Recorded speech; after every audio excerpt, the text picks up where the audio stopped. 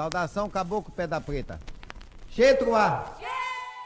Eu acho que uma boa definição para o seu Joãozinho da Gomeia é que ele era um gingador de capoeira. Por isso que ele conseguiu sobreviver e conseguiu prestígio, porque ele era um gingador. E não, coincidentemente, ele era Inhaçã. Não é? Inhaçã quem que é? Inhaçã é vento, ventania, tempestade, mas ela também é búfalo, mas ela também, quando precisa, é borboleta, mas também, quando precisa, ela é uma brisa suave. Há dois elementos que definem a natureza de Inhaçã, fogo e ar. Então, o ar, ele é volátil, isso é muito seu Joãozinho da Gomeia. Xetruá. Xetruá. Xetru na visada, xetru. O pavão é um passo bonito, o pavão é um passo bonito, com suas penas douradas, dasquelas que é mais formosa. Olá, bem-vindas, bem-vindos e bem-vindes a mais uma leitura sonora produzida pelo Núcleo de Educação do Museu Afro-Brasil Emanuel Araújo. Eu sou Rafaele Lázaro. E eu sou Willa Garcia. Nós somos educadoras aqui no museu. Estamos aqui na exposição de longa duração, mais especificamente no núcleo que a gente chama de História e Memória, para iniciar a discussão sobre o tema de hoje. Existe presença LGBTIAPN+, no acervo do Museu Afro-Brasil?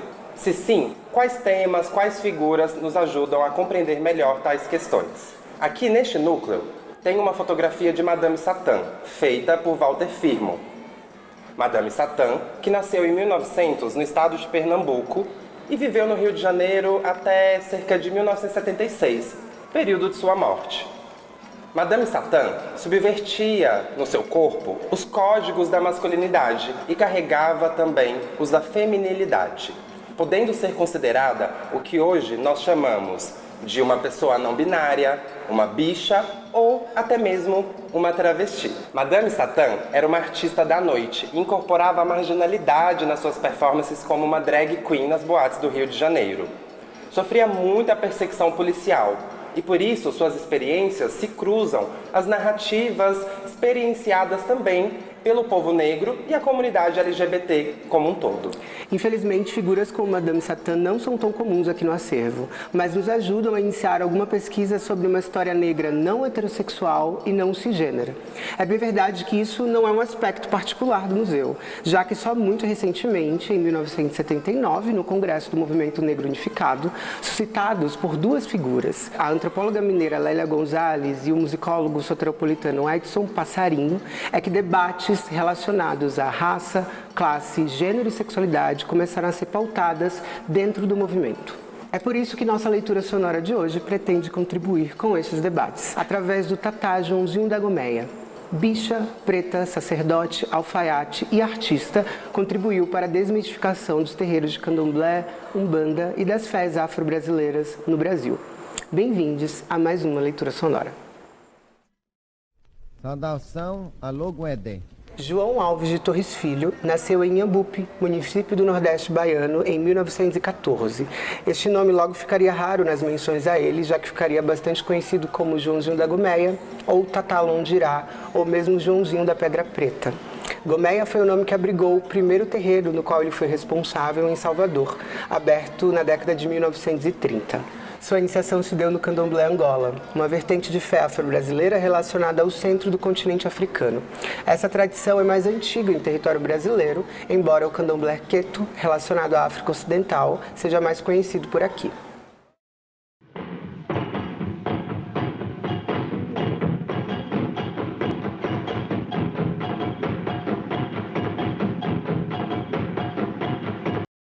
E o seu Joãozinho da Gomeia, ele foi um dos primeiros a colocar saia em Inhaçã. Então você vê a Inhaçã do seu Joãozinho da Gomeia de saia, alguma coisa que na década de 30 só era permitido para mulheres. Só as mulheres. Engraçado, você veja que engraçado, que essa interdição, ela não se voltava para mulheres. Você terá grandes ialorixás com divindades masculinas. Por quê? Porque o problema nunca foi ter uma divindade feminina ou masculina. O problema sempre foi a homossexualidade. O Joãozinho da Gomeia, ele foi o primeiro babalorixá a usar pano da costa. Pano da costa é um pano que as mulheres, que faz parte da indumentária basicamente feminina, que é um pano sagrado. É um pano que ele é usado para proteger o útero feminino. Então ele tem aí um sentido que se volta para essa questão de um feminino marcado pelo biológico. E aí, mas me parece que isso nasceu muito no Brasil, porque na origem a vestimenta não está tão marcada, ela é muito fluida. Se você for ver fotos do século XVIII, né, na Yorubalândia, estou falando da Yorubalândia, que é o que eu mais conheço, você vai ver que a vestimenta é muito fluida, não tem muita marca de feminino masculino. Não tem muita marca. Então, me parece que a influência positivista, que a influência europeia, nesse sentido, acaba se dando mais no Brasil do que lá, na origem. Tem sempre uma discussão do pano da costa. Ai, o pano da costa. Ai, que homem não pode usar o pano da costa, que isso é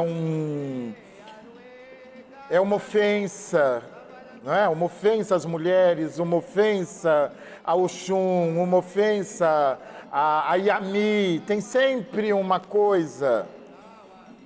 E eu costumo dizer o seguinte, eu falo, olha, gente, vocês acham mesmo que essas forças primordiais estão preocupadas com isso? É uma marca muito mais nossa, da organização institucional, veja bem, então, é que quer atender a uma demanda institucional, essa palavra é muito adequada, porque me parece que em algum momento, eu acho que a gente vai precisar fazer essa discussão, o candomblé ele não quer mais aceitar a sua marginalidade. Ele começa é até uma coisa um pouco do fanoniana, do negro, sabe? Ele começa a querer se parecer muito com a instituição, com os padrões. Ele começa a querer sair do lugar de marginalizado, que é justamente você não quer aceitar a marginalidade. E foi isso que Joãozinho da Gomeia fez. Ele aceitou a marginalidade e falou, eu sou viado mesmo, eu sou pai de santo, eu sou de Inhaçã, num tempo que não se iniciava homens em divindades femininas. Então ele falou, não, eu sou viado mesmo, eu sou de Inhaçã, eu sou vedete do carnaval, eu sou multiartista. Ele exagerava nas vestes, ele gostava de exagerar, não é? Porque é próprio da homossexualidade o exagero. Então é isso mesmo. Então o exagero é uma marca porque é uma marca subversiva. Porque os padrões sociais não suportam o exagero. Então é um exagero que você manifesta para justamente dizer, eu estou aqui, olha, eu estou lhe afrontando, sim. Saudação a Pemba. Olá, eu sou Duque de Artivista, educador aqui do Museu Afro-Brasil Emanuel Araújo, sou pesquisador em musicologia e estou aqui hoje para falar um pouco do disco O Rei do Candomblé, de Joãozinho da Gomeia, gravado em 1969 pelo selo Musicolor. Esse disco contém 12 faixas, sendo que 8 são dedicadas aos orixás como Ogum, Xangô, Iemanjá, Oxum, Logum Edé, e as outras 4 dedicadas aos inquices, aos encantados, como o Caboclo Pedra Preta, muito conhecido de Joãozinho da Gomeia. Dentro dessas 12 faixas, existe uma predominância de ritmos, como o barravento, ritmo muito tradicional da cultura brasileira. Joãozinho da Gomeia também vai se utilizar de ritmos tradicionais do candomblé, como o mojuba, o vassi, o alujá, o batá, o euê, o ijexá. Vale dizer que esse disco é uma peça artística. Digo isso por quê? Porque Joãozinho vai se utilizar tanto de toques rituais quanto de cânticos, mas ele não vai ordenar esses toques como são executados dentro das casas tradicionais de candomblé, que se utilizavam desses toques, desses ritmos nas festas tradicionais. Joãozinho vai mudar a ordem que eles são executados e também vai construir uma linguagem totalmente sua, que é a mistura dos idiomas português, iorubá e angola, trazendo as cosmovisões desses povos. Tudo isso para mostrar sua virtuosidade, tudo isso para mostrar a sua capacidade de performar sobre o canto e sobre a música dos orixás, dos inquices e dos encantados.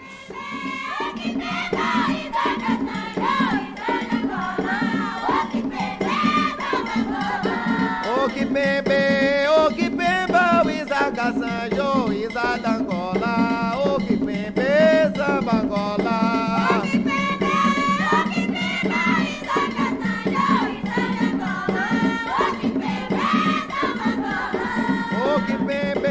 O que beba, o Isaac Sanjo, Isaac Angola, o que bebe, samba Angola.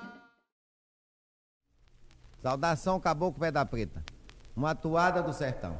Joãozinho da Gomeia contribuiu para a disseminação do candomblé em vários territórios do Brasil, sobretudo através de apresentações de música, teatro, dança ou mesmo por meio do carnaval. Este foi um dos aspectos pelo qual ele foi acusado, abre aspas, de revelar segredos da tradição. Entendemos que Joãozinho, na real, reelabora a própria tradição quando a trabalha nestas linguagens. Joãozinho se muda para o Rio de Janeiro em 1946, onde abre a sua segunda casa de candomblé. É nesta pela qual ele ficaria muito conhecido, atendendo muitos famosos e cidadãos também da região de Duque de Caxias, no estado do Rio de Janeiro. Em 2021, o Terreiro da Gomeia foi tombado como patrimônio histórico do estado do Rio de Janeiro. Também em 2021, a Lei 9.259 declara o dia 27 de março como o Dia Joãozinho da Gomeia, o dia da conscientização contra o racismo religioso. Saudação a Bombongira. Esta é mais uma leitura sonora produzida pelo Núcleo de Educação do Museu Afro-Brasil Emanuel Araújo. Integra uma série que aborda a presença LGBT e APN+, nos espaços de fé afro-brasileiros. Para saber mais, acompanhe as nossas redes sociais e até logo!